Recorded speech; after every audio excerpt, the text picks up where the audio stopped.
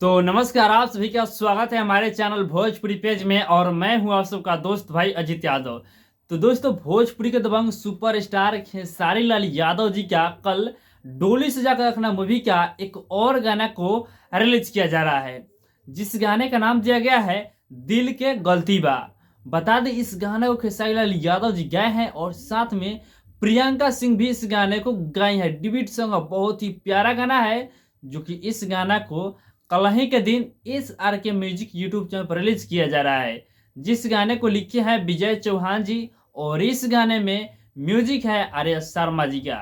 तो आप लोग कल तैयार रहेगा इस गाने को सुनने के लिए इस आर के म्यूजिक यूट्यूब चैनल पे सुबह 6:30 पे, यानी 6:30 बजे इस गाने को सुनने के लिए इस आर के म्यूजिक यूट्यूब चैनल पे।